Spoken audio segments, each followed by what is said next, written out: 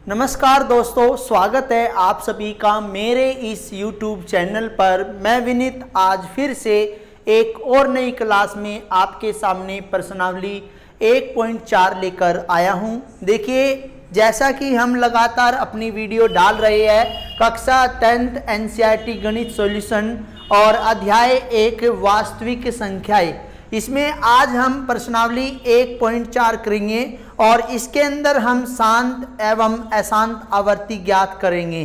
देखिए, 1.3 में हमने परिमेय और अपरिमेय कराई थी। 1.2 में हमें अभाज्य गुणनखंड विधि द्वारा एलसीएम और एचसीएफ कराया था और 1.1 में हमने यूक्लिड विभाजन द्वारा एचसीएफ ज्ञात किया था। और आज हम 1.4 प्रश्नावली के अंदर शांत और अशांत आवर्ती का पता लगाएंगे। देखिए, प्रश्न नंबर 1 में क्या कह रहा है कि बिना लंबी विभाजन प्रक्रिया किए बताइए कि निम्नलिखित परिमेय संख्याओं के दशमलव प्रसार शांत है या अशांत आवर्ती है। देखिए, सबसे पहले आपको मैं ये बताना चाहूंगा कि शांत जो होते हैं उनको इंग्लिश में बोलते हैं टर्मिनेटिंग। क्या बोलते हैं? टर्मिनेटिंग बोलते हैं।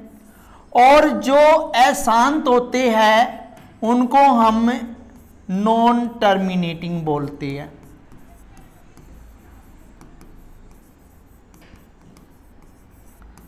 जिस भी, अब यहां पे देखिए एक परिमेय संख्या दे रखी है, परिमेय संख्या दे रखी है और परिमेय संख्या जो दे रखी है वो है 13/3125। हम ये आपका अंश है और ये आपका हर है। अंश और हर में आपने अभाज्य गुणनखंड करने हैं। जैसे जो ये हर है 3125 और यहां पर इसके गुणनखंड करेंगे और जब हम गुणनखंड करेंगे तो उसमें 2 की पावर n गुणा में 5 की पावर m आती है, तो ये हमारा क्या हो जाएगा? शांत हो जाएगा। और यदि ये नहीं है तो ये हमारा अशांत हो जाएगा। 2 की पावर n और 5 की पावर m का मतलब क्या है? 2 के फैक्टर होने चाहिए और 5 के कितने भी फैक्टर होने चाहिए। यदि हमारे पास 2 और 5 के फैक्टर है तो हम उसे शांत कंसीडर करेंगे। देखिए, आज हम प्रश्नावली 1.4 के पहले सवाल में आपको बड़े प्यार से समझाएंगे, बड़े ध्यान से समझाएंगे कि ये शांत आवर्ती है या अशांत आवर्ती है। तो सबसे पहले मैं आपको बताऊंगा कि जब हम 13 के बटे में जो 3125 है इसके अभाज्य गुणनखंड करेंगे। देखिए, इसके हम अभाज्य गुणनखंड करेंगे, 7 की 7 में कर लेते हैं कि हमारे पास 3125 है। 5 से जब हम इसको भाग करेंगे तो इसका आंसर आएगा 625 और 5 से करेंगे 125 आएगा। और ये अभाज्य गुणनखंड हमने आपको प्रश्नावली 1.2 में सिखाए थे। तो आप यहाँ पे ध्यान से देखिए कि इसमें केवल 5 के ही गुणनखंड आए हैं। इसमें जो अभाज्य गुणनखंड आया है 5 कितनी बार आया हुआ है? 5 बार आया हुआ है। इसलिए ये आवर्ती जो है, ये आवर्ती हमारी क्या है? शांत आवर्ती है। क्या है ये? शांत आवर्ती है। हमारे पास 5 के फैक्टर आए हुए हैं, अभाज्य गुणनखंड आए हुए हैं। अब दूसरे की बात करते हैं 17 और 8 के हम फैक्टर करेंगे। 8 के आपको पता है 2 से करेंगे 4 पे, 2 से करेंगे 2 पे, 2 एकम 2। तो यहाँ पे 2 के फैक्टर आए हुए हैं तो यहाँ पे भी हम क्या लिखेंगे? ये हमारी शांत आवर्ती है। इसके बाद तीसरे पार्ट पे चलते हैं 64/455। अब 455 के फैक्टर हम यहाँ पे लेते हैं और 455 को 5 से करेंगे 5 45, 5 एकम 5, 7 से करेंगे 13 पे जाएगा, 7 एकम 7, 2 बचेगा 21, 7 21 और 13 एक अभाज्य तो 13 एकम 13। तो 64 बटे में 5 गुणा 7 गुणा में 13। तो आप यहाँ पे समझ गए होंगे ये हमारा क्या है? अशांत आवर्ती है। क्या है हमारी ये? अशांत आवर्ती। इसके बाद हम बात करते हैं 15/1600 की। यहाँ पे देखिए 15/1600 1600 के हम फैक्टर करेंगे यहाँ पे। तो यहाँ पे देखिए 1600 के हम फैक्टर कर रहे हैं, 2 से जाएगा, 2 से मतलब है हाफ कर दो, आधा कर दो, 2 से मतलब है आधा कर दो, 2 से कर दो आपका 200, और 2 से करोगे तो 100 आएगा, 2 से करोगे तो 50 आएगा, और 2 से करोगे तो आपका 25 आएगा, 5 से करना पड़ेगा, 5 एकम 5। अब ये देखिए 2 की पावर कितनी है, 3 और 3 6, तो यहाँ लिखेंगे 1 2 3 4 5 6, 5 गुणा में 5। तो यहाँ पे देखिए हमारा ये क्या होगा, शांत आवर्ती होगा, शांत आवर्ती होगा। हम आराम से इसको बता सके क्योंकि इसके नीचे 2 और 5 आया है। इसके बाद हमारे पास ये वाला है 29 बटे में 343, 343 के हम फैक्टर करेंगे, ये जाएगा 7 से, 7 चौक 28, यहाँ बचा 6, 7 नीम 63, 7 से 7, 7 से 1, तो ये 7 गुणा में 7 गुणा में 7, तो ये हमारा होगा अशांत आवर्ती, ये हमारा हो जाएगा अशांत आवर्ती। इसके बाद पार्ट नंबर 6 की बात करते हैं। तो यहाँ पे देखिए 23 बटे में 1 2 3 4 और 5, तो ये हमारा क्या है, शांत आवर्ती है। क्या है ये, अशांत आवर्ती। ये हमारा क्या है, अशांत आवर्ती। क्या है ये, अशांत आवर्ती, क्योंकि इसमें 2 और 5 के अलावा 7 भी आया हुआ है। 6 बटे में 15 है, कट कर देंगे, 3 से जाएगा, 3 दूनी 6 और 3 पंजे 15, तो हमारा ये क्या हो गया, शांत आवर्ती। इसके बाद ये देखिए ये 35 बटे में 50 है, तो हम 50 के फैक्टर करेंगे, 2 से 25, 5 से 5, 5 से 1, तो यहाँ पे 2 गुणा में 5 गुणा में 5, तो ये हमारा क्या हो गया, शांत आवर्ती हो गया। क्या हो गया ये, शांत आवर्ती।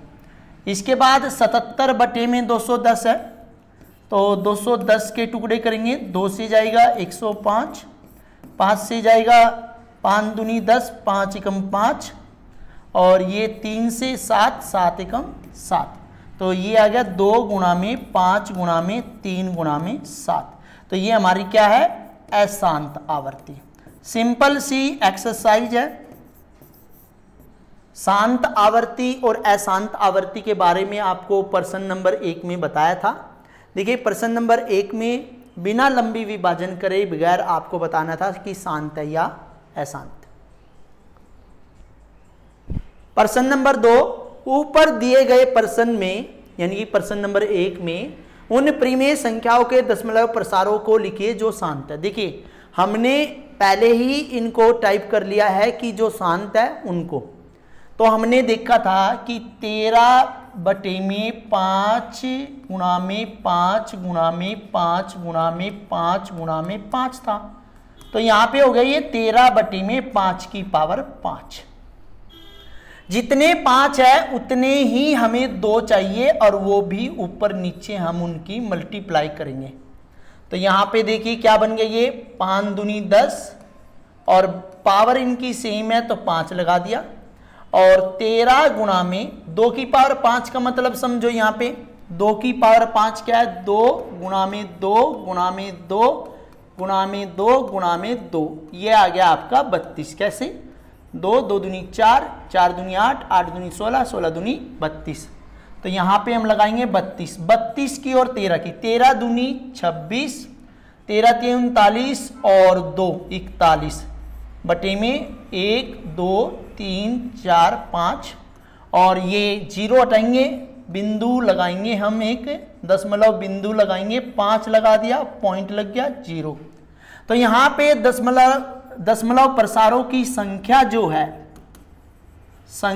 है वो कितनी है, 5 है। दशमलव प्रसारों की संख्या, इसको यदि प्रॉपर लिखे तो यहाँ लिख सकते हैं आप, दशमलव प्रसारों की संख्या, ये हमारी कितनी है? 5 है। इसके बाद हम यहाँ पे देखते हैं, ये है 17 बटे में 2 गुणा में 2 गुणा में 2। तो यहाँ पे देखिए 17 की पावर 2 की 17 बटे में 2 की पावर 3, तो 5 भी हमारे 3 होने चाहिए। तो हमने ऊपर नीचे उनकी मल्टीप्लाई कर दी, क्योंकि जब हम इनको कैंसिल करेंगे तो सेम आंसर आएगा। तो 17 गुणा में ये हो गया 5 दूनी 10, 10 की पावर 3, और 5 की पावर 3 का मतलब क्या है? 5 की पावर 3 का मतलब है 5 गुणा में 5 गुणा में 5, ये हो गया आपका 125। तो यहाँ पे लिखेंगे 125, गुणा करेंगे 17 पंजे 85, 8 17 दूनी 34, 8 42, तो 4 17 एकम 17 और 4 21 बटे में 10 की पावर 3। तो हमारा आंसर कितना होगा? 2.125। तो यहाँ लिखेंगे 10 प्रसार या 10 प्रसारों की संख्या कितनी हो जाएगी? 3। इसके बाद 15 बटे में 1600 है, ये था 2 की पावर 6 और 5 की पावर, देख सकते हैं हम पीछे कि 5 की पावर 2 था, तो यहाँ पे हम लिख सकते हैं 5 की पावर 2, तो 15 बटे में 2 की पावर 6, 5 की पावर 2, तो 5 की पावर 4 और 5 की पावर 4 से गुणा। 15 गुणा में 5 से और गुणा करोगे जब आप 125 को, तो 625 आ जाएगा। तो ये 625 बटे में 10 की पावर 6। 15 पंजे 75, 15 दूनी 30 और 7 37, 3 15 6 90 और 3 93, और 10 की पावर 1 2 3 4 5 6। तो 9 3 7 5, आगे 2 जीरो लगा देंगे पॉइंट, तो यहाँ पे आएगा 10 प्रसारों की संख्या। 10 प्रसारों की संख्या कितनी है? यहाँ पे 6 है। इसके बाद हमारा ये देखिए 23 बटे में 2 की पावर 3, 5 की पावर 2 है, तो एक ही 5 से दोनों तरफ गुणा होगी, ऊपर और नीचे। 23 पंजे 115 और 2 पंजे 10, 10 की पावर 3, तो यहाँ पे आ जाएगा 115.0। तो 10 प्रसार तो हमारा ये हो गया, और लेकिन 10 प्रसारों की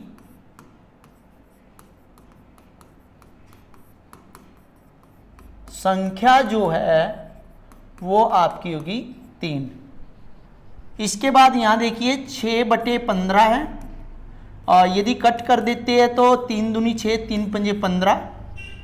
तो इसमें हमारे पास क्या आना चाहिए? 5 एक बार है तो 2 बार, 5 एक बार है तो 2 भी एक बार होना चाहिए। 2 दूनी 4, 5 दूनी 10, तो हमारा आंसर होगा 0.4। यहाँ पे 10 प्रसारों की संख्या